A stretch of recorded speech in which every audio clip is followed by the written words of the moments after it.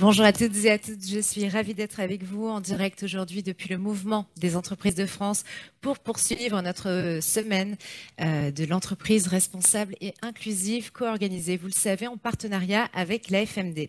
Alors toute la semaine, nous mettons en lumière des acteurs, des actrices et des organisations engagées en faveur de l'égalité des chances et de la diversité. Avant de démarrer et d'accueillir nos tout premiers invités, je vous rappelle que nous sommes en direct depuis la plateforme Imagina, où nous diffusons toutes les conférences de la semaine et des replays seront bientôt disponibles. Vous pouvez également profiter de la plateforme pour suivre tous nos ateliers thématiques qui vous sont proposés jusqu'à demain et pour permettre aux messages constructifs d'essaimer un seul hashtag à utiliser cette semaine, le hashtag série 2021. Voilà, côté programme, ce matin, nous allons aborder dans un premier temps la question de la mesure de la diversité au sein des organisations. Puis à 11 heures, nous vous proposons un temps d'échange avec Brune Poisson pour faire le point sur sa vision de la diversité et de l'inclusion au sein du groupe Accor. Mais pour l'heure, nous sommes avec Dorothée Prudhomme. Bonjour Dorothée. Bonjour Annabelle. Vous êtes responsable des études de l'AFMD. Vous allez nous présenter les résultats du groupe de travail sur la mesure de l'inclusion dans les organisations, mais aussi les enjeux de cette étude. Dorothée, je vous laisse la parole. Merci Annabelle, à tout à l'heure. Bonjour à toutes et à tous. Merci d'être aussi nombreux ce matin pour les résultats de ce travail que nous avons conduit pendant une année. Il y a beaucoup de suspense dans cette phrase. Je suis en présence ce matin de Delphine Pouponneau, qui est la directrice diversité et inclusion groupe chez Orange. Je suis également en présence de Patrick Charlinski, qui est docteur en psychologie sociale et directeur associé chez Alternego, et de Pete Stone, qui est le fondateur de Just Different. Alors, l'enjeu de cette matinée, c'est de vous présenter la prochaine publication de l'AFMD, qui s'appelle donc « Vers l'organisation inclusive mesurée pour progresser », qui est le résultat d'un très long travail qui a été conduit à la suite d'une première publication qui date de 2018. Je prends une minute pour vous parler de cette première publication pour que tout le monde sache de quoi on parle. Il y a donc 3 ans, 4 ans, Patrick et Pete sont venus nous voir à la FMD en nous disant « Bon, nous, on a le sentiment que le management de la diversité doit passer à une vitesse supérieure qui serait l'inclusion. Or, c'est un concept qui commence à être utilisé dans les organisations, mais on n'est pas vraiment sûr de ce que ça reflète, de ce qu'il faut entendre par ce terme. Et donc, on aimerait travailler avec vous sur ce concept. » Nous, on a trouvé que c'était vraiment une très bonne idée. Donc, on a invité nos adhérents à participer à un groupe de travail qui s'est réuni une dizaine de fois. Il y avait une dizaine d'organisations qui participaient à ce groupe de travail. Et nous avons travaillé sur le concept d'inclusion tel qu'il était présenté par Pete et Patrick. Vous allez voir, parce qu'on va en reparler cette fois-ci, mais c'est quand même un concept qui est assez complexe. Et donc, on a essayé d'abord de le définir très précisément, et puis aussi de voir de quelle façon on pouvait le mettre en œuvre de façon très opérationnelle. C'est ce que vous trouvez dans une publication qui s'appelle « L'organisation inclusive de la posture à la pratique » et qui est téléchargeable gratuitement sur notre site internet. Ça, c'était le premier point de départ. Et puis, une fois qu'on a sorti cette publication, nous nous sommes de nouveau réunis en nous disant que quand même ça avait été chouette, cette première expérience, et que peut-être il fallait aller plus loin. Or, une des prémices du raisonnement sur l'inclusion, c'est de se dire qu'il faut pouvoir mesurer. Il faut mesurer d'abord pour pouvoir faire un état des lieux, mais également pour savoir où on va, comment on progresse et qu'est-ce qu'il reste à faire. Or, mesurer l'inclusion, ce n'est pas mesurer la discrimination, les perceptions de la discrimination, ce n'est pas non plus mesurer la diversité, c'est encore autre chose. C'est pas si facile que ça, à vrai dire. À partir du concept que Pete et Patrick ont construit et que nous avons travaillé ensemble lors de la première publication de 2018, on s'est dit qu'il y avait un vrai chantier à construire, il y avait vraiment quelque chose à creuser sur cette question de la mesure de l'inclusion. Et donc, de nouveau, on a fait appel à nos adhérents. Il y a 13 d'entre eux qui ont répondu présent et qui se sont réunis 8, 9 fois, je crois, pour nous aider à travailler sur qu'est-ce que ça voudrait dire mesurer l'inclusion. Comment est-ce qu'on s'y prendrait? Qu'est-ce qu'on aurait comme outil? Qu'est-ce qui existe déjà? Et qu'est-ce qu'on peut inventer pour créer une vraie mesure de l'inclusion? Je vais les citer parce que ça n'a pas été facile tous les jours, ce groupe de travail. Donc, et ils ont beaucoup donné de leur personne et de leur énergie pour que ça puisse avoir lieu. Vous allez voir qu'on est allé très, très, très loin dans ce groupe de travail. Donc, je remercie vraiment l'Agence française de développement, APRR, Bouygues Construction, l'INRAE, KPMG, Montpellier Business School, Nestlé, le groupe Renault, Orange, Servier, The Adecco Group, Université de Lorraine et Zara. Ils se sont beaucoup investis dans ce travail. Vous allez voir que ce n'était pas facile. Donc, ce qu'on a fait, c'est que progressivement, on a construit un outil dont Pete et Patrick vont vous parler. Et on est allé tellement loin qu'on l'a testé. C'est-à-dire que ces entreprises ont joué le jeu, sont allées jusqu'au bout et ont testé au sein de leur propre organisation cet outil dont on va vous dévoiler les résultats. Toutes ces informations, vous les trouverez dans cette magnifique publication. Les organisations adhérentes de la FMD la recevront directement dans la boîte aux lettres. Pour ceux qui ne sont pas encore adhérents de la FMD, vous pourrez la télécharger dès demain sur notre site internet. Je vais prendre juste une minute supplémentaire pour donner la parole à Delphine, parce que peut-être que vous ne le savez pas, mais chaque groupe de travail de la FMD est encadré par des experts et par une organisation adhérente de la FMD. Et Delphine a immédiatement dit oui quand on lui a proposé de piloter ce groupe de travail. Et donc Delphine, est-ce que tu peux nous expliquer ce qui t'a plu, ce qui t'a motivé dans cette expérience et dans ce chemin un peu long, mais intéressant? Merci Dorothée. Alors effectivement, ce qui m'a motivée, c'est déjà parce que j'avais eu l'occasion, quand j'ai pris mes fonctions, de lire le livre de Pete et Patrick, et ça m'avait beaucoup inspiré. C'est clair qu'aujourd'hui, on est convaincu, et je pense que beaucoup d'entreprises le sont, que la diversité et l'inclusion, c'est un vrai levier de performance durable, d'innovation, de bien-être pour les collaborateurs. Alors c'est vrai que pendant plusieurs années, nous ça fait 15 ans qu'on mène une politique volontariste en matière de diversité et inclusion, on s'est quand même beaucoup axé sur certaines catégories, donc les femmes, les personnes en situation de handicap, les juniors, les seniors, aussi pour répondre à des obligations légales. Mais on voit bien que cette démarche, elle a une limite, elle est parfois très stéréotypée, elle est parfois clivante, et donc il était important d'arriver à cette notion d'inclusion et d'aller plus loin et de mesurer. Parce que qu'est-ce qu'une entreprise inclusive ?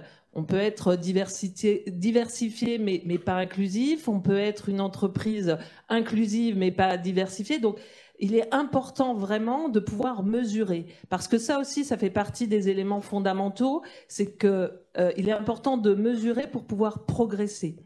Et donc tout ce travail, ça a été de déconstruire un peu nos habitudes et de trouver le chemin qui nous permette à la fois, bien sûr, de promouvoir la diversité, mais surtout de s'assurer que au sein de nos organisations, on crée les conditions pour permettre à chacun et chacune vraiment de se sentir à l'aise pour exprimer sa singularité et surtout créer de la valeur pour le collectif. Parce qu'on le sait, c'est effectivement la diversité des profils, des genres, des parcours qui fait vraiment la richesse d'une entreprise, qui permet l'innovation, la confrontation des points de vue. Mais comment ça se mesure? Et c'est ça tout l'enjeu de ce groupe de travail. C'était effectivement comment mesurer l'impact de nos actions, comment s'assurer d'être inclusif, comment pouvoir rendre compte aussi, parce qu'on le voit dans nos rapports extra-financiers aujourd'hui, il faut apporter aussi la preuve de l'impact de nos actions. Donc voilà, c'était toute l'ambition. Et puis, je pense qu'il est aussi de la responsabilité des entreprises telles que les nôtres, où on a quand même les moyens, une direction de la diversité, l'inclusion, une fonction RH qui est importante, de montrer le chemin, de travailler à la co-construction de nouveaux outils, de débroussailler certains sujets et de pouvoir après en faire profiter le plus grand nombre et les entreprises qui ont peut-être pas autant de possibilités. Donc c'était vraiment l'ambition, je pense aussi, de toutes les entreprises d'être dans l'innovation sociale et de proposer un outil qui soit innovant, différenciant et qui permette de répondre à cet enjeu de mesure. Merci Delphine. Immédiatement, je vous passe la parole, Patrick et Pete. Donc ils vont vous présenter les principaux résultats de ce groupe de travail et notamment du bêta-test. Alors, merci beaucoup. Bonjour à toutes et tous. On est ravis d'être parmi vous. On va essayer avec Pete en 30 minutes maximum de vous présenter les résultats principaux de cette publication. On est très fiers à laquelle on est très fiers d'avoir participé. Il y a pas mal de chiffres. On va essayer de vous aider à aller regarder ce qui est le plus important, le plus lisible ou le plus pertinent par rapport à ce qu'on a trouvé. Alors, juste une petite slide pour commencer, pour finir un peu cette introduction qui a été commencée. L'inclusion, ça ne remplace pas. C'est évidemment le next step. C'est effectivement dans cet esprit qu'on est allé solliciter la FMD il y a 4 ans, mais l'inclusion ne remplace pas le management des diversités parce que pour de vrai, il y a des groupes qui sont beaucoup plus souvent victimes de discrimination que d'autres, et donc il y a effectivement des actions à mener sur certaines populations prioritairement, et deux, parce que, comme vous le savez, il y a un cadre légal qui impose aux entreprises, notamment sur la mixité et sur le handicap, d'avoir des actions silotées. Donc c'est important de comprendre que ça se rajoute, et c'est bien ce qui crée justement la complexité de la situation qu'on est en train de vivre, parce qu'on demande aux entreprises un exercice qui est parfois un peu schizophrène, qui est de dire d'un côté, il faut respecter à la lettre une équité de traitement parfaite, mais de l'autre côté, il y a quand même des actions à mettre en place dites de rattrapage, et donc c'est bien ce qui fait la difficulté de cette bipolarité entre diversité et inclusion. Alors juste, pour aller très vite, la diversité, c'est le degré statique de différence entre les membres d'un écosystème. Et en général, on parle plutôt de diversité socio-démographique. Et donc, l'entreprise est capable de, au moins sur des critères qu'elle a le droit de compter, de mesurer l'état de sa diversité structurelle.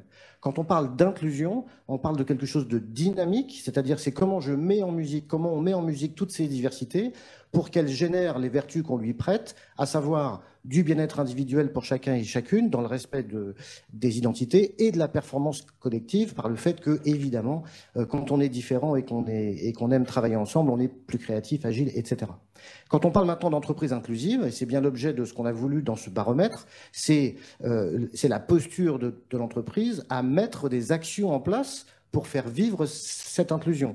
Donc quand on parle de l'entreprise inclusive, on est vraiment beaucoup plus sur du pragmatique. Quand on parle de l'inclusion, on est un peu plus sur du conceptuel. Et donc notre objectif, c'était de mesurer dans quelle mesure l'entreprise est pour de vrai inclusive dans ses actions et, on va vous l'expliquer, dans la perception. Enfin, bien sûr que l'objectif, comme ça a été dit par Dorothée, aujourd'hui les entreprises qui progressent sont celles qui fixent des objectifs, c'est une certitude, et pour fixer des objectifs, il faut mesurer d'où on part et où on veut aller. Et donc c'est aussi pour ça que c'était absolument indispensable de passer par une étape de la mesure, une fois qu'on avait posé le concept il y a 3 ans. Donc, bonjour tout le monde, ravi aussi d'être avec vous aujourd'hui. Ma tâche très simple maintenant, c'est d'essayer d'expliquer en 2 minutes les 5 dimensions de l'inclusion qu'on a développées dans une centaine de pages dans notre livre il y a 3 ans. Donc, chose pas forcément très facile. Je vais essayer. Comme Patrick a dit, il y a des catégories de personnes très clairement qui sont plus souvent discriminées que d'autres. Donc, dans nos dimensions de l'inclusion qu'on a développées dans notre livre, la première dimension, c'est l'équité et le sentiment de justice. C'est-à-dire qu'on ne peut pas avoir une entreprise qui est inclusive s'il y a encore la discrimination ou le sentiment de discrimination. Donc, non seulement il faut faire en sorte d'éradiquer la discrimination, mais le sentiment qu'on peut être discriminé. Parce que concrètement, on peut être discriminé sans le savoir, on peut avoir le sentiment de discrimination, alors qu'on n'a pas été. Donc, c'est aussi bien éradiquer la discrimination et le sentiment. Donc, le premier pilier, la première dimension, c'est l'équité et le sentiment de justice. Transversalité des actions, comme Patrick a dit, et juste avant Delphine et Dorothée, très souvent, les actions qu'on a mises en place quand on travaille sur diversité étaient par silo, par population. Donc, on travaille sur les femmes, sur les personnes handicapées, sur les jeunes, sur les vieux, sur ceci, cela. OK. Et on doit faire ça, encore une fois, notamment pour répondre aux obligations légales, mais aussi parce que ces populations, clairement, sont plus souvent victimes de discrimination. Mais si on ne fait pas attention en travaillant trop par population, on finit par créer un sentiment d'exclusion d'autres populations au sein de l'entreprise. Donc, la deuxième dimension, c'est la transversalité des actions. C'est le plus possible mettre en place des actions qui concernent l'ensemble des salariés de l'entreprise. Par exemple, travailler sur l'autocensure, ça permet de lutter en partie contre le plafond de verre des femmes, ça permet de faire en sorte que les personnes avec un handicap invisible puissent en parler librement, des personnes LGBT+, puissent parler de leurs partenaires sans crainte d'être jugées, etc. Et donc, on travaille sur l'autocensure qui permet de pouvoir travailler sur tout type de population, plutôt uniquement une ou deux. Sur l'équilibre entre l'unicité et le partage, chaque être humain a 2 besoins psychologiques. On a besoin de sentir appartenir à un groupe, mais en même temps, on a besoin de sentir qu'on est différent des autres. Et ça, c'est cet équilibre qui est compliqué à créer dans une entreprise, mais qui est essentiel. C'est créer ce sentiment de partage, mais aussi faire en sorte que chaque personne se sente acceptée et valorisée telle qu'il est ou telle qu'elle est. Après, la coopération intégrative, essentielle parce que le mode normal dans une entreprise, comme dans la vie de tous les jours, c'est plutôt la compétition. Si on ne crée pas des conditions dans lesquelles on permet aux gens de coopérer les uns avec les autres, mais ça ne sert à rien de travailler sur les autres dimensions de l'inclusion. Et la dernière dimension, c'est la maîtrise des stéréotypes, parce que tout ça, ça ne marchera pas si on continue à être influencé par tout type de biais, notamment des stéréotypes. Donc voilà, pour les personnes qui n'ont pas encore lu notre livre, je vous incite de lire le livre pour entrer plus dans les détails, mais ça donne le socle sur lequel on a bâti notre outil de mesure de l'inclusion. Alors, ce socle, il a été conçu à l'époque à travers à la fois des lectures qu'on a fait dans la littérature dite scientifique, et c'est d'ailleurs intéressant parce que le concept a été inventé aux États-Unis et ils sont très matures sur la façon de le penser, mais avec leur prisme culturel, mais dans le même temps, pas plus en avance que nous, hein, sur la façon de mettre en place pragmatiquement une logique d'inclusion dans les organisations. Et puis, avec aussi les interactions avec les différentes entreprises, organisations partenaires de ce livre. Donc, on est parti de ce modèle pour faire le baromètre de l'organisation inclusive et on a croisé ces dimensions de l'inclusion avec des domaines dans lesquels on peut agir dans l'entreprise. Et ici, vous avez un schéma qui, en fait, résume les 4 domaines d'action. Et ce qu'on a l'habitude de dire systématiquement aux entreprises, c'est, enfin, moi, je vais jusqu'à leur dire, ce qui compte, c'est pas tellement ce que vous allez mettre en place ou l'intensité de vos actions, mais c'est la cohérence entre ces actions. C'est fondamental si on veut avancer, d'être dans une forme de consonance, sans quoi on met l'acteur de l'entreprise et l'actrice dans une situation d'injonction paradoxale. S'il entend un discours de CEO qui n'est pas conforme aux outils RH et qui n'est pas non plus conforme à la capacité qu'on a de sanctionner un manager qui serait dans une posture de harcèlement, alors ça veut dire que ça ne marche pas et qu'on ne peut pas avancer. Et donc les 4 domaines que nous pensons devoir être consonants et qu'on a donc croisés avec nos dimensions, on va y revenir, pas de panique, c'est les 4 que vous avez là. Premièrement, la gouvernance, quelle est la vision, quel est le discours, quels sont les mots qui sont posés, où l'entreprise a envie d'aller sur ce sujet de diversité et inclusion. Ça passe par divers vecteurs. Ensuite, évidemment, les outils RH, qui sont historiquement la porte d'entrée par laquelle on a abordé ces sujets-là. Est-ce que au niveau RH, on a des outils, on a des moyens, on est formé pour mettre en place et pour mettre en application ce discours? Un CEO qui dirait au discours de bonne année « je veux éradiquer toute forme de sexisme ordinaire », bon ben voilà, est-ce que j'ai les outils RH pour pouvoir le détecter? Est-ce que j'ai des façons de faire remonter des cas, basiquement? Et puis, est-ce que j'ai, par exemple, des outils de formation au sexisme ordinaire? Ensuite, le management. Et les managers, aujourd'hui, ont le rôle, pour moi, c'est eux qui ont un peu les clés de la boutique. Ils ont le rôle que je trouve à la fois le plus difficile, mais le plus passionnant. Le plus passionnant, le plus difficile, parce que c'est eux qui concrètement se confrontent dans le quotidien des équipes à cette logique d'inclusion sur est-ce que comment j'accorde les vacances entre des gens qui sont parents et pas parents, parce qu'il y a la logique de dire bah oui, mais ceux qui sont parents, il faut qu'ils partent pendant les vacances scolaires, mais en même temps, si je suis pas parent, j'ai quand même le droit de partir en août. Vous voyez, c'est ça l'inclusion, hein, quand on est manager, c'est le concret de l'animation d'une réunion, de faire un entretien annuel. Comment je gère une mauvaise blague? Est-ce que c'est moi qui décide que la blague est mauvaise? Comment je sais si la personne est blessée? Donc c'est un rôle compliqué, mais à la fois évidemment passionnant. Et puis, un peu ce qui va mettre de l'huile dans les rouages de tout ça, c'est la communication qui, je trouve, retrouve vraiment des lettres de noblesse avec cette question de l'inclusion, parce que par la communication, notamment sur le pilier unicité partage que Pete a décrit, l'inclusion a un rôle extrêmement important à jouer. Notamment par exemple sur l'entreprise, sur l'écriture dite inclusive ou sur la représentativité dans les visuels. Donc ça, c'est les domaines sur lesquels qu'on a donc croisé avec les dimensions pour construire nos questions que vous allez voir ensuite. Comment on a fait? Delphine a dit tout à l'heure, on a besoin de mesurer l'impact de nos actions. Donc là, on voit bien 2 choses, action et impact. Donc on s'est dit, mais il faut mesurer aussi bien les actions d'un côté et l'impact de ces actions de l'autre. Alors, tout un débat là-dessus, parce qu'on se pose des questions à un moment donné, qu'est-ce qui est le plus important?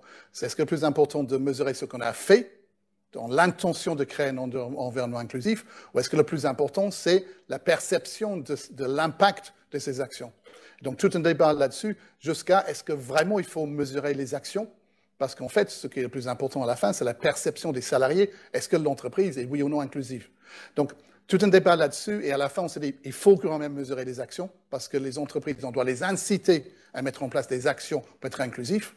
Mais en même temps, il faut vraiment mesurer la perception des salariés, parce que la perception des salariés qui dit si oui ou non l'entreprise est inclusive. Et on a donné une prépondération plus importante pour la perception, pour l'impact, parce qu'on s'est dit, mais c'est bien d'avoir mis en place des actions, mais s'il n'y a pas d'impact derrière, ça veut dire que ce n'est pas forcément les bonnes actions. Donc on a les deux, avec un questionnaire d'un côté sur les actions, qui est vraiment pour les gens qui s'occupent de la diversité et l'inclusion de l'entreprise. Donc ça, c'est toute une série de questions oui-non. Donc c'est une personne ou un groupe de personnes qui répondent à cette question-là. De l'autre côté, on a toute une série de questions qu'on pose aux salariés. Sans poser des questions ouvertement, est-ce que vous sentez qu'une entreprise inclusive, c'est beaucoup plus complexe que ça. Mais toute une série de questions qui permettent de mesurer l'impact de la perception de l'inclusion dans l'entreprise. Et donc ces points, comme vous le voyez, on a évidemment décidé, à un moment donné, il y a une part d'arbitraire, mais vous allez voir dans ces résultats que ces points qu'on a attribués sont ventilés à la fois sur les domaines et à la fois sur les dimensions. D'accord ? Et c'est pour ça que le calcul était pas forcément simple. Et puis comme on trouvait que c'était encore pas assez compliqué, on s'est dit que c'était quand même intéressant, puisqu'on était sur les perceptions et les ressentis, de pouvoir ventiler aussi les réponses au regard de l'identité perçue des personnes que l'on a interrogées pour donc 3/4 de ce baromètre. Donc on a rajouté des questions de profilage sociodémographique qui arrivent toujours à la fin, et on a ensuite analysé les résultats au regard de ces profils, parce que c'est évidemment intéressant et très très important pour toutes les entreprises partenaires qui ont participé de savoir si ce sentiment d'inclusion est plus fort dans telle ou telle catégorie. Alors cinq critères. Évidemment, le genre, femme, homme, non-binaire. Pour info, plus de 3000 réponses sur la partie perception, 11 personnes qui se sont déclarées non-binaires, donc c'est quand même intéressant sur l'ensemble des personnes qui ont répondu. Évidemment, l'âge, avec un découpage approximatif un peu étiqueté autour des 3 générations qu'on connaît. L'ancienneté dans l'organisation, puisque ça, c'est pas toujours très très corrélé. Ça l'est quand même très très souvent, et vous allez voir qu'aujourd'hui, dans le livre, on a fait la distinction, mais aujourd'hui, on va vous présenter uniquement l'âge. La question du management, puisqu'on l'a dit, c'est une place extrêmement importante pour faire vivre l'inclusion de façon très pragmatique. Et puis enfin, le sentiment d'appartenir à un groupe qui incarne la diversité. Et là, on a choisi 3 critères, simplement parce que c'était le plus petit dénominateur commun des critères qui pouvaient intéresser toutes les organisations qui étaient dans le projet. Donc, une question autour de est-ce que j'ai le sentiment d'incarner une diversité au regard du handicap, au regard d'une origine ethnique, et ou au regard d'une orientation sexuelle, ou bien non, et évidemment systématiquement l'option « je ne souhaite pas répondre à la question ». Alors, les résultats. Donc, premier résultat, on va regarder d'abord sur la partie action-intention. Donc là, on a 10 organisations adhérentes à l'AFMD qui ont participé. On a pris le score, comme Patrick a dit, on a ventilé ça aussi bien sur la partie dimension que le domaine d'action. Il y avait plus de 80 questions qu'on fait avec les questions oui-non, et cela permettait de distribuer 25 points. Alors, je ne vais pas entrer dans le détail de tout ça, parce qu'il y a quand même beaucoup de choses, et tout ça, c'est expliqué vraiment dans le détail dans le livre. Je vais juste mentionner quelques aspects, je pense, qui peuvent être intéressants. Premièrement, c'est le score important de l'équilibre entre l'unicité et le partage, qui nous a beaucoup surpris.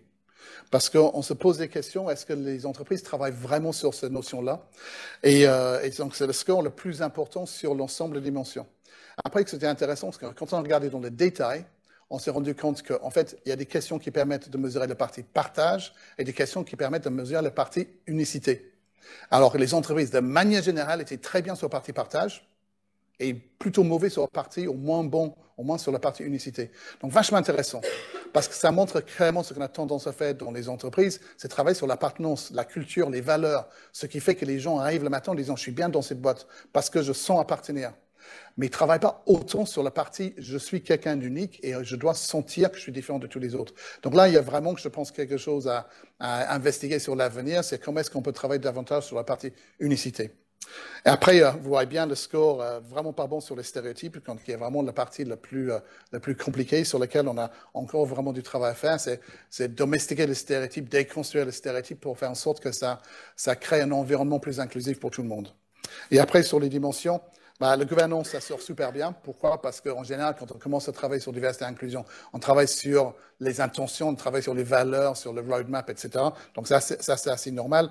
Et après, on voit bien que la partie communication, on dit souvent, c'est c'est un peu le parent pauvre sur la diversité et l'inclusion, c'est-à-dire c'est la partie sur laquelle on a moins travaillé, surtout sur la partie inclusion, je dirais, parce qu'on a davantage travaillé sur communication, sur la diversité, ou les diversités, mais on a sans doute travaillé moins sur la partie communication, qui fait qu'à la fin, on a un score qui est nettement moins important.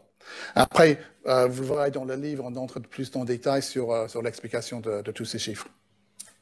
Merci beaucoup. Juste un retour en 20 secondes, parce que pour nous, c'est évident, ça ne l'est peut-être pas forcément pour vous.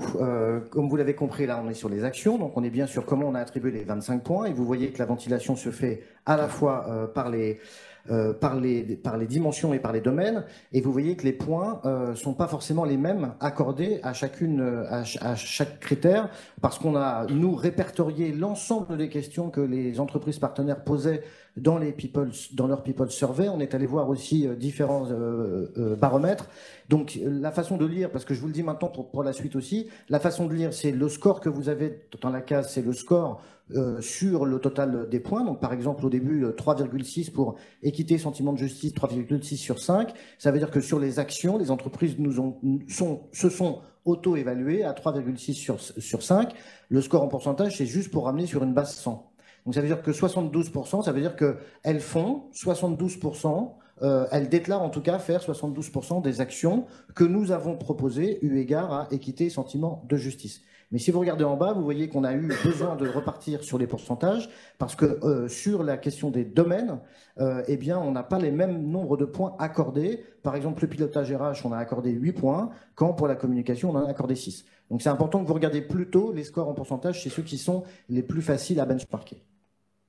Alors, sur la deuxième partie, donc maintenant on est sur la perception et les impacts. Donc là, on est sur la distribution de 75 points. Il y a 8 organisations qui ont diffusé donc le questionnaire en interne, 3000 réponses complètes, c'est ça, 3008 réponses complètes. Et là, rebelote, vous avez, premier tableau du haut, la ventilation par les dimensions, la ventilation en bas par les domaines. Qu'est-ce qui apparaît en haut? On voit bien que c'est transversalité des actions qui est le moins bien perçue. Ce qui n'est pas étonnant, puisqu'on vous l'a expliqué, ça fait 20 ans qu'on gère la diversité d'entreprise plutôt en silo, et que c'est la grande nouveauté de l'approche par l'inclusion, c'est précisément la transversalité. Comme l'a dit Pete sur l'autocensure de toutes et tous, mais c'est vrai aussi pour l'équilibre des temps de vie, c'est vrai pour des tas de sujets qu'on peut traiter indirectement, c'est vrai pour l'identité, mais c'est vrai aussi par exemple pour les stéréotypes, et vous avez vu aussi comme le score sur les stéréotypes est fait. Donc la marge de manœuvre et la marge de progrès la plus importante, et elle est à faire sur la transversalité des actions. Là où on est le plus avancé dans les entreprises, sans surprise, c'est évidemment sur équité et sentiment de justice, puisque c'est bien par là que le sujet est rentré dans l'entreprise il y a 20 ans, avec évidemment une posture qui peut être perçue comme infantilisante, de dire si vous ne faites pas ce qu'on vous dit, on va vous punir, mais c'est souvent comme ça que les sujets rentrent dans l'entreprise. Mais là, on a bien un effet d'antériorité, et c'est plutôt une bonne nouvelle de constater qu'on est sur cette dimension-là, sur un score élevé. D'abord, c'est rassurant pour cette raison-là, puis c'est rassurant sur la sincérité avec laquelle les gens qu'on a interrogés ont répondu aux questions. Quand vous regardez maintenant le tableau du bas, vous voyez que c'est assez nivelé. On retrouve à nouveau au niveau des perceptions quelque chose de meilleur au niveau de la gouvernance, un peu plus faible sur le reste, mais c'est relativement équilibré sur les 4. Donc ça dit quelque chose aussi sur le fait qu'il y a une nécessité de travailler sur les 4 en même temps et de façon très consonante. Et après, si on arrive sur les variables sociodémographiques, on va regarder sur le genre d'abord. Donc, comme Patrick a dit, il y avait 8 personnes qui ont dit non-binaire, qui n'est pas suffisamment pour pouvoir faire une étude statistique là-dessus. Donc, on est uniquement sur les femmes et les hommes. Ce qui est intéressant, c'est que, aussi bien sur les dimensions que les domaines, le résultat global sur les hommes et les femmes est quasiment la même chose. Donc, on a 74% pour les femmes et 73% pour les hommes. Donc, c'est intéressant. Parce que sur l'ensemble des entreprises, sur les 3000 personnes qui ont répondu, on a le sentiment égal entre les hommes et les femmes sur cette notion de sentiment d'inclusion. Sauf que, et c'est ça qui est intéressant encore une fois pour les entreprises pour savoir comment avancer, quand on regarde dans le détail, c'est pas aussi simple que ça. Et c'est pour ça qu'on a mis des choses en jaune, parce que regardez tout ça, c'est un peu compliqué à essayer de voir tout. Donc, juste sur la notion d'équité et de transversalité, c'est intéressant. Équité. 12 sur 15 pour les femmes, 13,5 pour les hommes. Donc, il y a un vrai décalage entre le sentiment d'équité et le sentiment de justice des femmes par rapport aux hommes. Les hommes ont le meilleur sentiment qu'ils sont traités équitablement que les femmes. Franchement, s'il y a quelqu'un qui est étonné par ça, venez me voir et je vais vous donner un cours. Parce que c'est assez évident que les femmes en entreprise ont le sentiment d'être moins bien traitées que les hommes parce que c'est la réalité. Désolé, mais c'est le cas. Après, ce qui est intéressant aussi, c'est la transversalité. Et là, on a dans l'autre sens un meilleur score pour les femmes que pour les hommes. Pourquoi? Parce qu'on a tendance à faire beaucoup d'actions pour les femmes. Et là, on voit bien la réaction des hommes, c'est nous, on n'existe pas. Et donc, on voit bien que, et c'est pour ça qu'on insiste sur cette notion de transversalité, évidemment, il faut travailler sur la place des femmes dans nos organisations. Évidemment, les femmes ne sont pas suffisamment représentées, notamment en haut. Sauf que si tu mets trop l'accent là-dessus, sans travailler de manière transversale, mais tu finis avec un score comme ça, qui est que les hommes aient l'impression qu'on fait tous pour les femmes et pas suffisamment des choses pour les hommes. Voilà. Et après, c'est toi. C'est moi qui fais l'âge. C'est toi qui fais l'âge. Bah oui, parce que tu es plus âgé. Ah non, c'est pas vrai. Non, c'est pas vrai. Alors donc, on a mesuré, comme on vous l'a dit, on a, dans les questions de profilage à la fin, on a proposé de s'auto-catégoriser sur des catégories d'âge. Donc vous voyez que ce qui est intéressant, c'est qu'avec un volume de 3000 réponses, eh bien, ça nous fait à l'intérieur de chaque catégorie d'âge un volume important de réponses qui nous permet de faire toutes sortes de traitements et relativement équilibré d'ailleurs, puisque vous voyez que 35% des répondants sont dans la catégorie moins de 35 ans, 42% grosso modo autour de la génération X, et puis 23% chez les boomers, c'est-à-dire chez les plus de 50 ans. Là, est-ce que c'est intéressant de regarder? Bien sûr, parce qu'on voit bien comment cette évolution-là, elle ne touche pas tout le monde de la même façon. Alors, à aucun moment, nous rentrons dans les poncifs générationnels qui consistent à dire quand on est Y, on est comme ça, et quand on est X, on est comme ça. Néanmoins, en fonction de l'âge qu'on a et de l'antériorité qu'on a dans l'entreprise, on n'est pas traversé de la même façon par l'histoire de cette entreprise et par les évolutions. Et effectivement, quand on a 55 ans et qu'on a accepté de travailler d'une certaine façon pendant 30 ans, c'est compliqué un beau jour de se réveiller en disant en fait non, je veux plus ça, je veux un management plus dans le feedback et puis je veux que les réunions se terminent à l'heure. La particularité des jeunes générations, c'est pas intrinsèquement plus de sens ou plus de volonté d'avoir un équilibre des temps de vie, mais par contre, c'est une capacité d'audace à pouvoir le dire et à le faire exister. Et donc, c'est aussi ça qui nous intéressait, parce que quand j'arrive dans une entreprise et que j'ai pas connu avant, effectivement, aujourd'hui, les recruteurs parfois tombent un peu de leur chaise quant à certaines questions qui sont posées par les jeunes diplômés, quand on leur dit est-ce que vous avez une question à poser et que le réflexe est de dire est-ce que vous avez du télétravail et quelle est votre politique d'équilibre des temps de vie, certains d'entre eux, surtout chez les plus expérimentés, tombent un peu de l'armoire. Alors, qu'est-ce qu'on constate quand on regarde ces chiffres-là? On voit bien qu'il y a une opinion un peu plus positive au global, 78% chez les moins de 35 ans. Donc, ça dit quelque chose quand même sur le fait qu'il y a, en tout cas au niveau de la perception, le sentiment d'être un peu plus dans une entreprise inclusive que pour les générations d'après. Et vous voyez que là où ça se joue, c'est essentiellement, et de façon très forte, sur la question de la transversalité, puisqu'on est un chiffre qui est 2 fois supérieur chez les moins de 35 ans que chez les autres.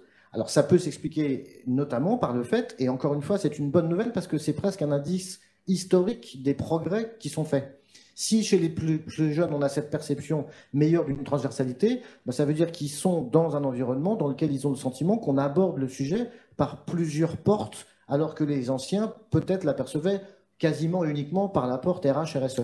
Et donc ça, c'est extrêmement intéressant parce qu'on comprend aujourd'hui que le sujet de la performance est rentré dans l'entreprise, le sujet du respect des identités, au fameux « oser être soi » qui est devenu un leitmotiv qui se répand vitesse grand V dans toutes les organisations.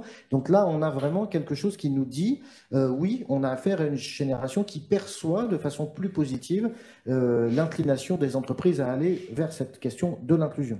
Si on regarde par domaine, maintenant, on voit que là où ça se joue entre les générations, c'est au niveau de la gouvernance et au niveau du pilotage RH et de la sensibilisation. Bon, sur la sensibilisation, on peut faire l'hypothèse assez raisonnable que, effectivement, plus qu'en 20 ans, ces formations se sont développées, que maintenant il y en a de plus en plus, par exemple dans les process d'intégration, ce qui évidemment n'existait pas ne serait-ce qu'il y a 10 ans. Alors effectivement, plus on est jeune et plus on a été exposé à ces sensibilisations et à ces outils RH d'accompagnement. Pensez à la révolution du congé paternité, par exemple. Par définition, plus je suis jeune et plus j'ai pu en profiter, ce qui est moins le cas pour ceux qui ont été parents, ne serait-ce qu'il y a quelques années. Donc on voit bien que là, c'est pour nous extrêmement intéressant. D'abord, c'est une bonne nouvelle d'apprendre que les jeunes sont plus positifs et optimistes que les autres, parce que par définition, c'est ceux qui vont rester le plus longtemps. Et deuxièmement, ça traduit quand même pour nous une évolution qui va dans le bon sens des entreprises vers sur ce chemin de l'inclusion. Sur la question du statut, on l'a redit, manager versus non-manager. Alors, dans toutes les études qu'on fait, les managers sont toujours plus positifs que les non-managers sur tous ces sujets-là. Ils sont toujours plus positifs, ou on peut dire plus défensifs. Quand on pose toujours les questions, avez-vous le sentiment que vous êtes dans une entreprise dans laquelle il existe de la discrimination? Les managers sont toujours à minorer quand les non-managers ont tendance plutôt à majorer. On peut imaginer qu'ils se sentent un peu plus accusés parce que plus proches du pouvoir quand on pose ce genre de questions-là et que c'est une posture qui peut être un peu défensive. Mais on voit bien, les managers sont plus positifs sur la coopération, plus positifs nettement sur la question de la transversalité et en ce qui concerne les domaines, la gouvernance et le pilotage RH. Alors, c'est toujours l'histoire du verre à moitié plein, à moitié vide. Le fait que les managers soient plus positifs, on peut imaginer que comme c'est eux qui gèrent ça au quotidien, ça les met dans une posture plus dynamique pour faire exister cela. Puis le verre à moitié vide, c'est de se dire attention, c'est peut-être une posture un peu défensive, et puisque c'est eux qui sont au cœur du dispositif d'un point de vue très pragmatique, c'est eux qu'il faut accompagner, à mon sens en tout cas, prioritairement aujourd'hui dans toutes les actions de sensibilisation. Après, sur la partie sociodémographique par rapport aux minorités, déjà, il faut savoir qu'il y avait tout un débat dans le groupe de travail qui était vraiment très intéressant sur est-ce qu'on a des questions ou non ouvertement sur le sentiment, par exemple, d'équité ou les autres dimensions, sur l'appartenance à une minorité, etc. Et est-ce qu'il y a un sentiment de discrimination par rapport à un certain critère? Et je pense qu'une des choses qui est intéressante et qui différencie notre outil par rapport à la plupart des outils qui existent, voire peut-être tous, c'est qu'il n'y a aucune question clairement identifiée par rapport à une population. Donc, on ne demande pas est-ce que vous pensez qu'il y a une égalité entre les hommes et les femmes. On ne demande pas est-ce que vous pensez que les personnes handicapées sont plus ou moins bien traitées que les autres. Il n'y a jamais des questions sur la discrimination, jamais des questions sur un sentiment de justice, etc. par rapport à une population. En revanche, les catégories sociodémographiques qu'on a mis à la fin nous permettent de pouvoir analyser ça. Et je pense que c'est intéressant parce que, notamment sur l'origine ethnique, qui est quand même le grand tabou dans la culture française encore aujourd'hui, ça permet d'avoir des chiffres qui permettent de voir si oui ou non des différentes personnes se sentent incluses ou non dans l'organisation. Donc déjà, ce qui est intéressant, c'est qu'il y a 55% des personnes qui se déclaraient appartenir à aucune minorité. Donc ça veut dire c'est quand même une majorité, mais ce n'est pas une majorité très importante. Il y a quand même 17% de gens qui n'ont pas voulu répondre. Donc je ne sais pas, on n'a jamais vraiment posé la question qui est pourquoi les gens n'ont pas voulu répondre. Est-ce qu'il y a plus de personnes dans une minorité ou non dans ce groupe-là? Mais de toute façon, il y a 17% de personnes qui n'ont pas répondu. Après, il y a 28% de gens qui ont déclaré appartenir à une des 3 minorités qu'on a mis, qui est sur l'origine ethnique, l'orientation sexuelle ou le handicap. Et évidemment, les pourcentages sont plus que 28 parce qu'il y a des gens qui se déclarent dans plusieurs. Donc, il y a quand même 19% des gens qui se déclaraient d'avoir une origine ethnique minoritaire, 10% de personnes qui se déclaraient avoir une orientation sexuelle qui est minoritaire et 8% par rapport au handicap. Donc, déjà en soi, quand on dit le 8% sur l'ensemble des entreprises, en sachant que il y a 17% des gens qui n'ont pas voulu répondre et en sachant que l'obligation légale, c'est 6%, ça veut dire qu'on a un vivier dans nos entreprises de personnes qui peut-être on peut les inciter à se déclarer pour qu'elles puissent bénéficier de tout ce qu'on fait dans les entreprises sur ce sujet-là. Après, je vais juste regarder sur la partie sur l'âge. Bon, je vous laisse, on ne peut pas regarder tout le reste après, mais c'est intéressant sur le handicap parce que sur les plus jeunes, le taux est plus petit, donc 5% des moins de 35 ans, après ça monte à 10 et 11%. On peut imaginer que clairement le handicap, ça, c'est quelque chose qui arrive souvent dans la vie, des accidents, des maladies, etc. Donc, c'est assez logique d'un taux plus important avec les gens plus âgés. Mais c'est intéressant aussi que sur l'origine ethnique, qui est plus important pour les plus jeunes que pour les plus âgés. Donc, ça, je pense que c'est l'entrée des personnes racisées dans les entreprises et qui était peut-être plus important pour les plus jeunes que pour les moins jeunes. Après, si on regarde qu'est-ce que le sentiment qui est intéressant par rapport à ça, sur le slide d'après. Donc déjà, ce qui je trouve vraiment intéressant, c'est que de manière générale, le ressenti des personnes handicapées, on pourrait dire après pourquoi on ne dit pas en situation de handicap, mais c'est un autre débat, pourquoi la réponse pour les personnes handicapées, pour les personnes minoritaires sur l'orientation sexuelle, c'est légèrement supérieur aux autres. Donc ça, c'est intéressant parce que ça veut dire qu'au moins dans les 10 entreprises dans lesquelles, dans les 8 entreprises dans lesquelles on a fait cette étude, ces personnes-là se sentent bien inclus dans l'entreprise. En revanche, très clairement, sur l'origine ethnique, on a un problème. Parce que là, on est nettement inférieur aux 2 autres scores. Et ça, c'est quelque chose qu'on n'a jamais On n'a pas ce genre de chiffres. Parce que, encore une fois, ce grand tabou de la culture française sur l'origine ethnique fait qu'on peut avoir un sentiment de discrimination à un moment donné, mais comparer le sentiment d'appartenance à une entreprise, à quel point je me sens inclus ou non en fonction de mon origine ethnique, c'est quand même intéressant de voir ça. Et on voit très clairement que c'est notamment sur la transversalité sur laquelle il y a un problème. Mais pourquoi? Parce que les entreprises ne font quasiment rien ouvertement sur l'origine ethnique. Pourquoi? Parce que c'est un tabou, donc on ne travaille pas là-dessus. Donc on va travailler sur l'origine de manière générale, on va travailler sur la nationalité, on va travailler sur les quartiers, mais on ne va pas travailler ouvertement sur le sujet de l'origine ethnique. Et je pense que c'est quelque chose que là, on ressent dans les chiffres. Et puis, je pense que ça va aller. Merci. J'en profite pour dire ce qu'on dit quasiment tous les jours avec Pete. Si le comptage ethnique n'est pas possible en France, on a le droit, et vous avez le droit en tant qu'entreprise, de mesurer un sentiment d'appartenance et une déclaration. On a le droit de faire des mesures déclaratives en France. Voilà.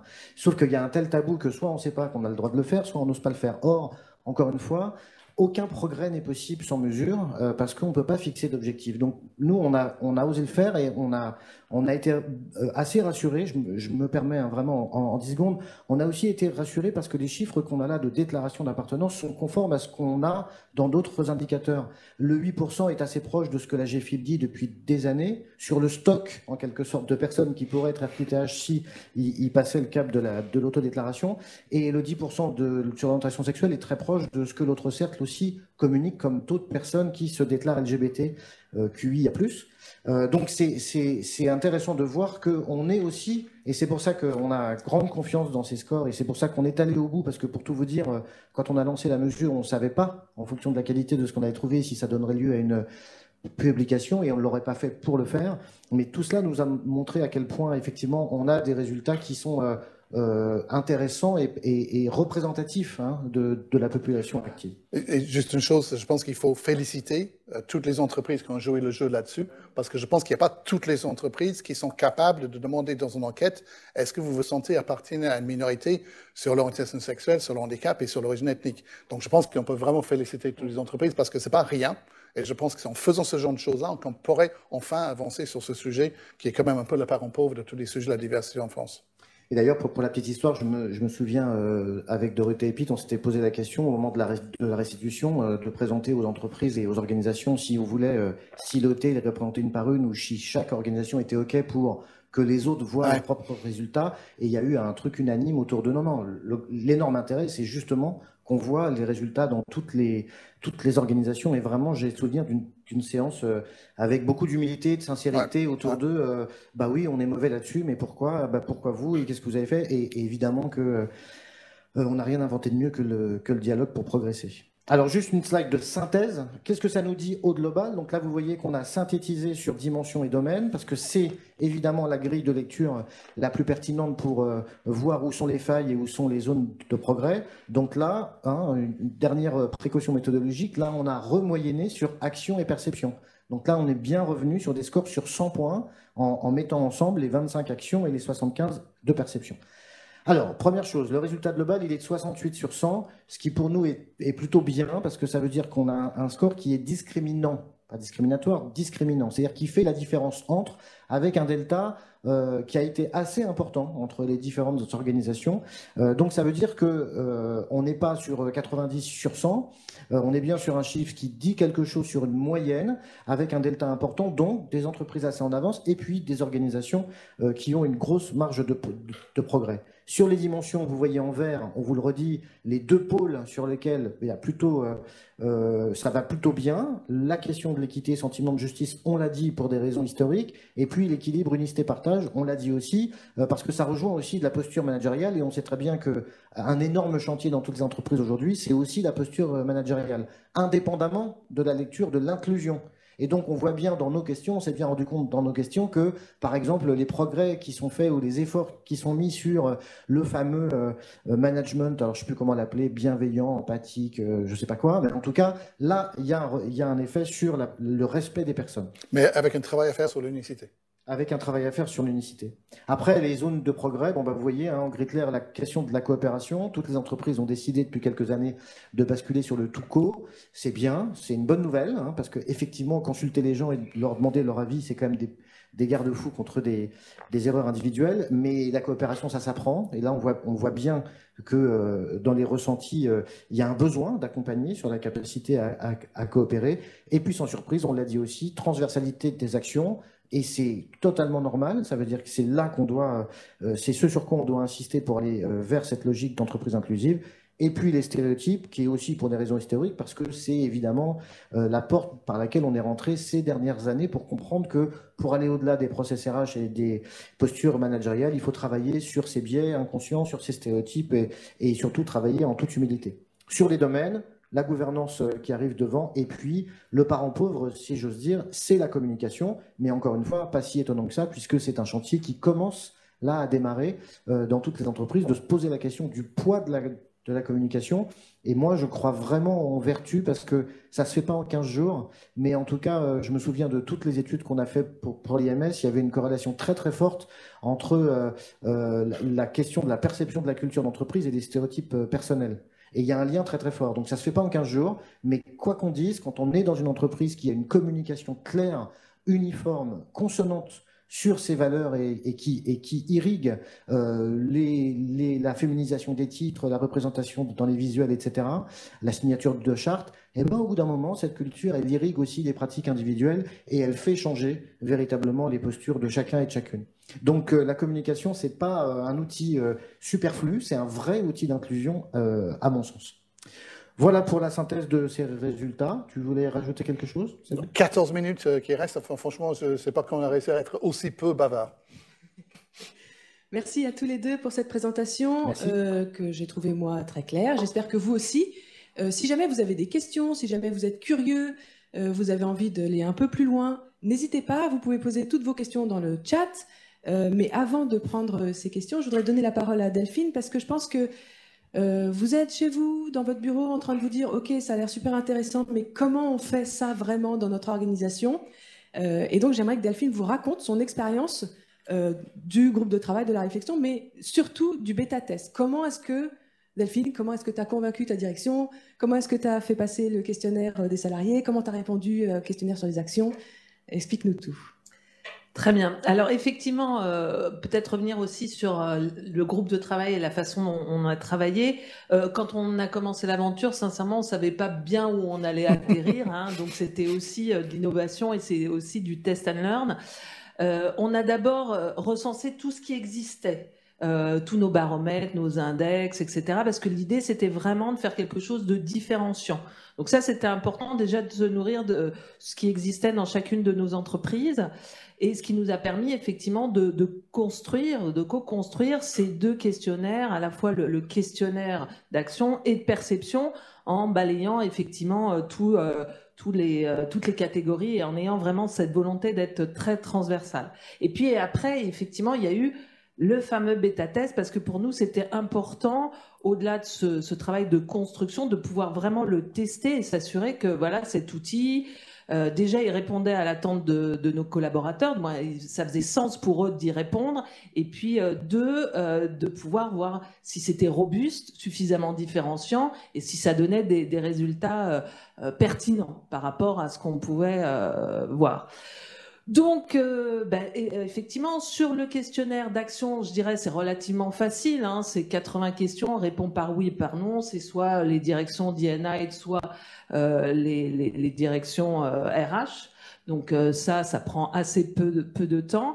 Et puis, sur le questionnaire de perception, on a eu pas mal de débats. D'ailleurs, on a repoussé pas mal l'exercice parce que certaines entreprises étaient dans des périodes de lancement aussi de baromètres divers et variés. C'était un questionnement de plus. Nous-mêmes, on avait dans la même période sorti notre baromètre salarié. Donc voilà, toujours un peu cette ambiguïté à se dire qu'on sollicite beaucoup les salariés. Bon, on s'est dit, il faut quand même qu'on se lance. Donc, on s'est fixé une date.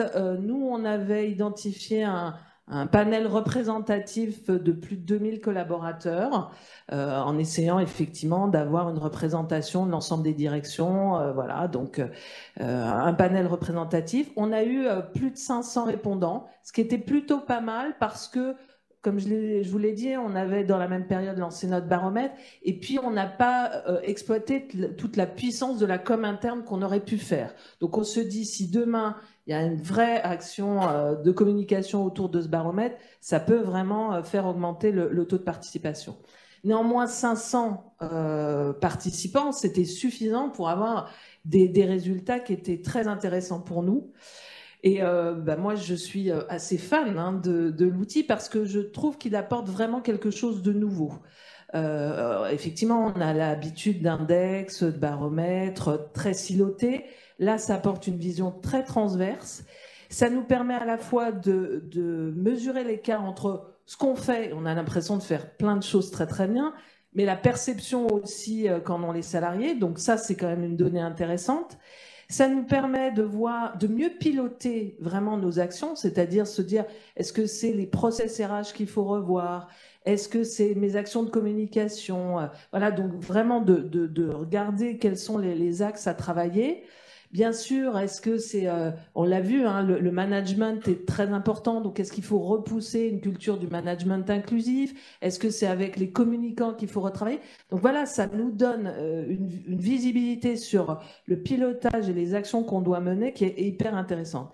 Et effectivement, comme on l'a évoqué, c'est quand même la première fois qu'on a des données statistiques sur les personnes qui se considèrent appartenir à des minorités. Et ça, pour nous, c'est quand même fondamental. Et comme on l'a vu, on voit bien là où il va falloir axer nos actions. Donc voilà, nous, on est très contents d'avoir participé à ce pilote. On espère maintenant pouvoir le déployer plus largement. On espère que les entreprises vont s'en emparer. On continue le travail parce que maintenant, on essaye d'en faire un outil qui soit le plus ergonomique et le plus utile possible pour l'ensemble des entreprises. En tout cas, c'était une belle aventure et je remercie effectivement toutes les entreprises qui ont souhaité et qui se sont énormément investies dans ce travail, qui nous a occupé quand même pas mal de séances et on a beaucoup débattu, on s'est beaucoup enrichi mutuellement.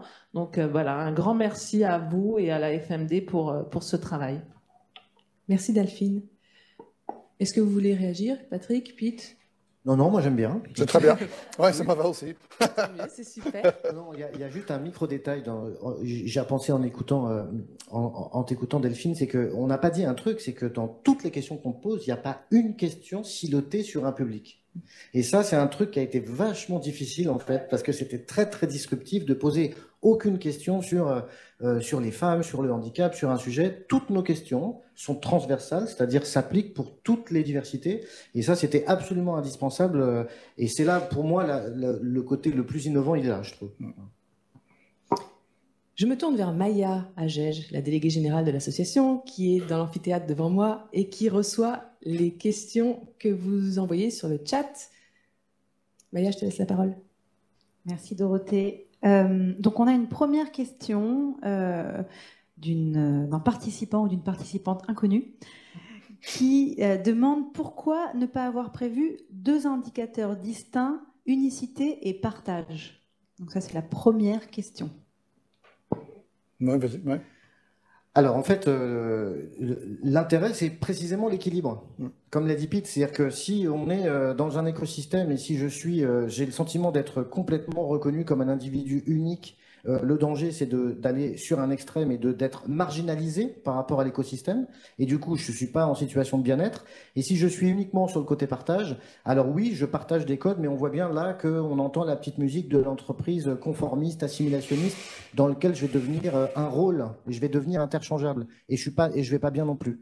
Donc ces 2 cas-là ne fonctionnent pas. Et c'est précisément parce que l'être humain a besoin de cet équilibre fragile entre les deux, entre un besoin de satisfaire en quelque sorte 2 besoins identitaires qui peuvent apparaître contradictoires. C'est pile poil ce point d'équilibre qu'on recherche avec les questions qu'on pose et avec cette dimension.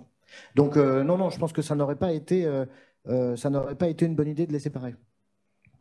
Mais pour une entreprise donnée, il faut bien leur faire comprendre là où ils sont bons. Et ils peuvent être bons sur les 2, Ils peuvent être mauvais sur les deux, ils peuvent être bons sur l'un et mauvais sur l'autre, etc. Donc, c'est aussi dans le détail. Parce que là, on présente les grands chiffres, mais c'est aussi intéressant, c'est regarder derrière ce qui est dedans. En fait, ce qui est très intéressant, c'est que la façon dont l'outil est conçu permet d'avoir une note donc sur 100, mais ça permet aussi d'aller voir chaque rouage, chaque réponse à chaque question, et donc précisément de noter, comme on a pu le faire lors du bêta-test, la différence qu'il y avait dans les réponses entre unicité et partage. Et précisément de se rendre compte que si partage ça va bien, unicité, il faut faire encore un peu quelque chose. La deuxième question, donc Delphine, tu y as déjà en partie répondu dans ton témoignage, c'est les modalités de déploiement des indicateurs et de l'outil de mesure dans les entreprises qui souhaitent l'utiliser. Est-ce qu'il y a des choses en plus à savoir, des points nécessaires Non, je pense que je l'ai évoqué. Il y a effectivement ces deux questionnaires. Le questionnaire. Alors, bien sûr, je pense qu'il faut accompagner beaucoup la démarche avec une communication importante. Alors nous, on avait incité les salariés en faisant pas mal de teasing, en disant qu'ils participaient aussi à une expérimentation. Donc c'est ça aussi qui a incité. Mais je pense que demain, si on devait le relancer, on recommuniquerait sur cette notion d'inclusion, on expliquerait ces différentes notions. Et pour moi, j'ai envie de dire, c'est presque l'outil qu'il faut faire en premier, parce que voilà, il nous permet de donner une visibilité d'ensemble, de pouvoir commencer à travailler sur certains axes. Et après, si on considère qu'effectivement il y a plus un problème sur la population LGBT, on peut utiliser d'autres questionnaires plus silotés. Ouais. Mais je trouve que cet outil a le mérite de donner vraiment une copie globale et déjà de commencer à travailler la question dans toute sa transversalité. Est-ce que tu peux nous donner des précisions vraiment très logistiques, mais par exemple, à combien de temps tu estimes les réponses pour le premier questionnaire, et aussi par exemple, je ne sais pas combien de relances tu as fait pour le questionnaire perception, comment est-ce que tu l'as accompagné, combien de messages tu as fait? Alors, je vous dis, le questionnaire d'action, c'est 80 questions, oui, non, donc ça va relativement vite, et sincèrement, on a les réponses, soit on fait, soit on fait pas, donc c'est assez simple, et ça, c'est nous qui pouvons l'administrer. Le questionnaire de perception, on a eu quelques retours de salariés qui nous ont dit que c'était un peu long. Moi, je pense qu'il faut effectivement compter 15 à 20 minutes pour y répondre. Et donc, on a fait 2 ou 3 relances, mais comme un peu à chaque fois, c'est beaucoup les premiers envois où on capte le plus de répondants. Après, on a du mal à rattraper. Donc, je pense que la communication au tout début est très importante pour vraiment susciter l'engouement. Et après, assez classiquement, 1 ou 2 relances suffisent. Mais le plus gros des répondants se situe dans le premier lancement. On savait que l'enquête sur la perception était longue. Et évidemment, on n'aurait jamais avoir quelque chose qui est moins long. Sauf que si on veut mesurer l'ensemble des dimensions plus tous les domaines d'action, on est obligé d'avoir suffisamment de questions pour le faire. Alors, les questions s'accumulent, donc je vais essayer de vous en donner 2 pour que vous puissiez répondre en même temps. La première, et là il y en a vraiment beaucoup, donc je les retrouve là. Les TPE-PME sont-ils représentés dans ce bêta-test? Et la deuxième, quelles sont les prochaines étapes pour ce baromètre?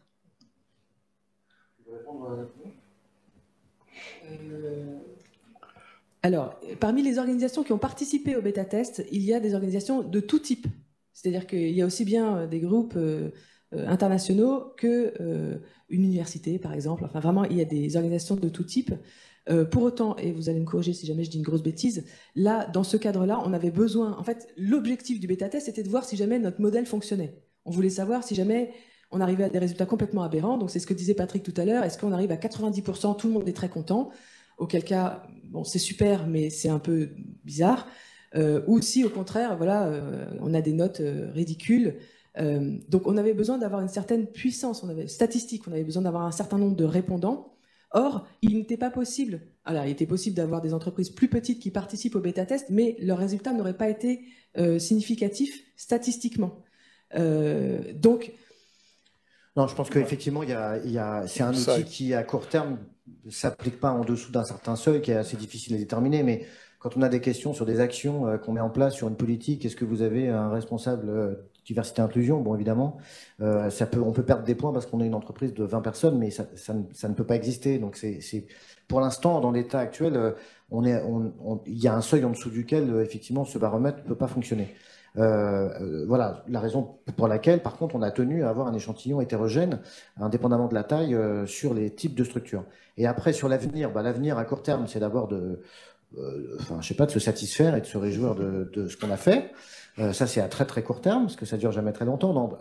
Je pense que la question du temps, que Delphine a souligné, on l'a eu partout. Donc, je pense que les prochaines étapes, c'est probablement de réfléchir à une version un peu plus light, c'est-à-dire de garder les questions qui nous semblent les plus pertinentes et puis de refaire mais on n'a pas besoin d'interroger, mais de refaire des calculs de bêta-test sur une version peut-être plus courte, parce qu'effectivement, je pense qu'un questionnaire, pour en faire beaucoup, au-delà de 10 minutes, c'est compliqué.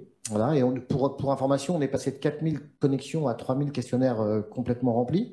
Donc, on a quand même perdu 25% de gens en cours de route. Et puis après, de réfléchir effectivement à cette question de comment on peut l'adapter à différents écosystèmes et notamment à un contexte international. Donc ça, c'est les étapes qui vont venir. La partie action, c'est assez compliqué à mettre en place au niveau international parce que les actions, par définition, c'est très contextuel. En revanche, la partie perception, je ne pense pas qu'il y ait grand-chose à changer pour une version internationale. Je pense que ça marche déjà comme ça. Il faut simplement que ce soit dans d'autres langues. Après, l'ambition de l'association, c'est de produire un outil qui sera donc à disposition de toutes les organisations qui le souhaitent, et non pas uniquement les organisations qui ont participé à ce groupe de travail. Comme le bêta-test est assez concluant, voilà, on a envie d'en faire partager tout le monde.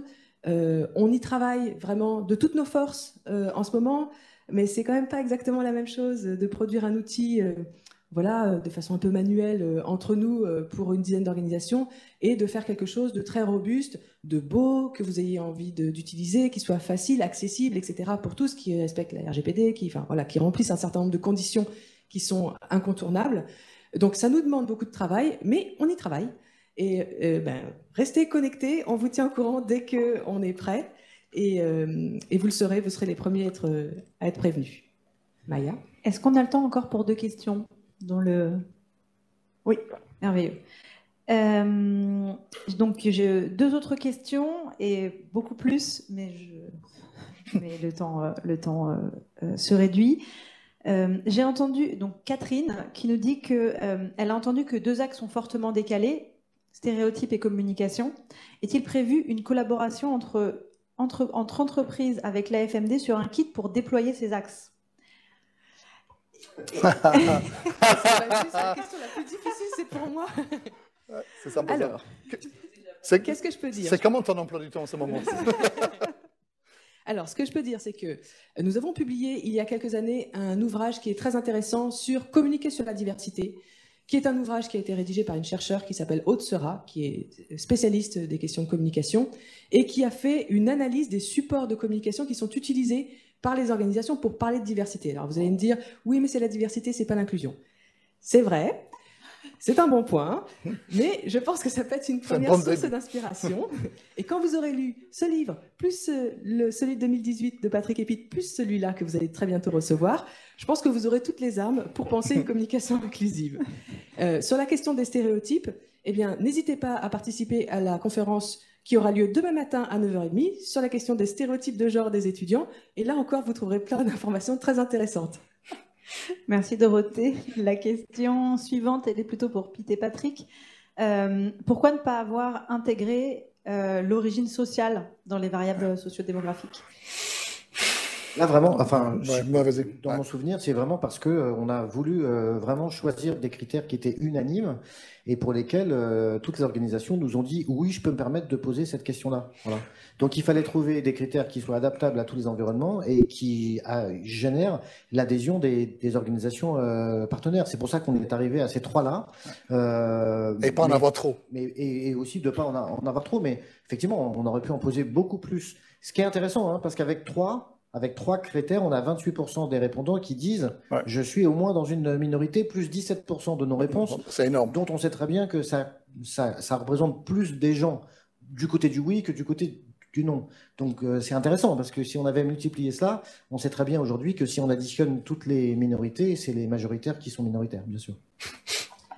Et alors, juste pour compléter là sur les 17%, parce que je trouve que c'est un élément aussi très intéressant finalement, de se dire j'ai 17% de salariés qui n'osent pas. Ouais. Et donc là voilà, ça donne aussi une réponse à est-ce que mon entreprise est inclusive, c'est-à-dire que les gens n'osent pas. Donc, Je pense qu'il faut qu'on s'arrête là. Tu veux encore poser une question? C'est comme vous voulez. Dans l'oreillette, on me dit qu'on a 5 minutes supplémentaires si nous le souhaitons. Ouais. Donc, il y a un grand engouement vraiment là sur le chat. Donc, je le partage avec vous. J'ai peut-être les 2 dernières questions et en effet, ensuite, nous clôturerons. La première, c'est les écarts entre les résultats obtenus entre les 2 questionnaires, donc action-intention et perception-impact, sont-ils proches pour toutes les entreprises du bêta-test? Et si oui, que doit-on en retenir? Alors, dans mon souvenir, il y a des écarts importants. On avait vraiment les trois modèles. On avait le modèle assez aligné. Il y a des entreprises qui effectivement étaient assez alignées entre les deux. Et puis les 2 autres scénarios, donc vous avez compris, des intentions mieux notées que les perceptions, et puis l'inverse. Voilà. Et du coup, ça, encore une fois, ça nous a réconforté sur l'idée qu'il fallait bien mesurer les 2 à la fois, et puis agir sur les 2 à la fois. Donc, il y a pas de, j'ai pas souvenir d'un schéma qui soit le même et qui soit stable dans les organisations qui ont participé. Et en fait, l'apprentissage, c'est qu'en fonction de l'entreprise, ça le permet à l'entreprise en question de savoir sur quoi il faut travailler. Parce que si tu es plutôt bien en impact, mais tu n'es pas très bien en action, c'est-à-dire que peut-être qu'il y a des actions à mettre en place. Et si tu es bien en action, pas en perception, ça veut dire que c'est peut-être pas les bonnes actions. Et là, on retrouve le rôle de la communication interne, très fortement, bien sûr. Et la dernière question, je pense que c'est une question que vous attendez. C'est Juliette qui nous dit qu'elle entend dire qu'il y a aussi un index de la diversité du gouvernement qui touche au sentiment des collaborateurs. Elle se pose la question, est-ce que c'est redondant? Il y a d'autres indicateurs et outils existants. Voilà comment se positionne cet outil. Alors toi d'abord, je fais. Vas-y. Non, mais j'ai envie de dire, je pense qu'on vit une révolution et aucune révolution se fait dans la ouate. Et les révolutions, ça se fait dans le bazar organisé, pas toujours. Et dans ce bazar, en ce moment, oui, il y a évidemment plein de choses qui fleurissent pour mesurer. Mais il ne faut pas le voir comme, même si ça peut être difficile à lire, c'est évidemment une très bonne nouvelle. Et ça veut dire qu'on met sur la table des tas d'outils. Et ces outils doivent être pris par les entreprises en fonction de leur culture, de leur histoire, de leur degré de maturité. Comme l'a dit Delphine tout à l'heure, on peut avoir la stratégie de dire je commence par quelque chose, une vision méta, puis après je vais creuser. Et puis il y a d'autres entreprises qui en sont vraiment pas là. Et auquel cas, au même titre que l'inclusion conceptuellement ne remplace pas la diversité, les mesures de l'inclusion, en tout cas cette mesure de l'inclusion, n'est pas là pour remplacer les mesures de la diversité ou du sentiment de discrimination sur un public en particulier. Donc moi je pense qu'il faut le voir, alors évidemment ça peut rendre la chose un peu moins lisible, un peu plus compliquée certes, mais il faut le voir comme une offre pléthorique qui permet à chaque organisation d'être dans du sur-mesure presque. Ouais. C'est un peu la même question quand Patrick et moi on a commencé à travailler sur ce sujet quand on était jeunes, enfin, au moins plus jeunes. Honnêtement, on était parmi les premiers vraiment à travailler là-dessus et au fur et à mesure du temps, il y a de plus en plus d'acteurs qui sont arrivés sur le marché. Et tu peux regarder ça de 2 manières. Soit tu regardes ça en disant « Oh merde, il y a plein de gens qui sont en concurrence avec nous » ou tu peux dire « C'est bien parce que ça veut dire qu'on commence vraiment à prendre le sujet au sérieux. Il y a du travail pour tout le monde. Il y a plein de manières d'aborder ça. Et nous, on est super contents parce qu'on a plein de concurrents parce que ça veut dire qu'enfin, on prend ces sujets au sérieux et que s'il y a plusieurs manières de mesurer de différentes choses qu'on veut mesurer, mais ça veut dire que, encore une fois, on prend le sujet au sérieux. Après, c'est à chaque entreprise de décider qu'est-ce qu'ils vont faire, qu'est-ce qu'elle va faire. Et peut-être on ne peut pas faire tout, donc c'est à voir, mais quel outil va me donner les indicateurs les plus intéressants pour développer ma stratégie. Et je pense qu'il n'y a pas un seul outil que les gens vont utiliser. De toute façon, notre outil mesure l'inclusion. C'est pour mesurer l'inclusion, c'est pas pour mesurer la diversité. Donc déjà, il y a une grande différence entre qu'est-ce qu'on veut mesurer. Et donc déjà, on peut séparer les outils entre ceux qui mesurent la diversité et ceux qui mesurent l'inclusion. Et c'est quand même 2 choses qui sont différentes. Et après, en fonction de ça, on décide ce qu'on va utiliser. Et il n'y a aucun qui est parfait, même si le nôtre est plus parfait que les autres. Peut-être pour compléter, effectivement, ce travail d'essayer de se différencier, c'est ce qu'on a essayé tout au long du groupe de travail. Et moi, j'ai l'habitude de dire, la diversité et l'inclusion, c'est l'affaire de tous. Et là, on voit bien qu'effectivement, c'est à la fois le top management, la stratégie, la vision. C'est bien sûr la fonction RH qui est voilà, un rouage important, mais c'est le management, c'est la communication. Voilà, tout le monde doit se sentir impliqué dans ces dimensions-là, et ça permet effectivement à des directions D&I d'aller voir les communicants, d'aller voir l'ARH, pour traiter aussi collectivement et de manière voilà, cohérente ce sujet-là.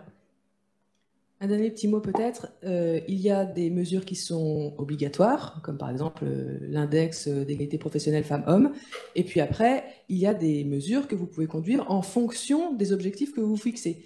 La mesure, c'est un point de départ, donc ça veut dire que si jamais vous avez décidé de mettre en place une politique d'inclusion, ben, c'est sûr que là, c'est le meilleur outil possible.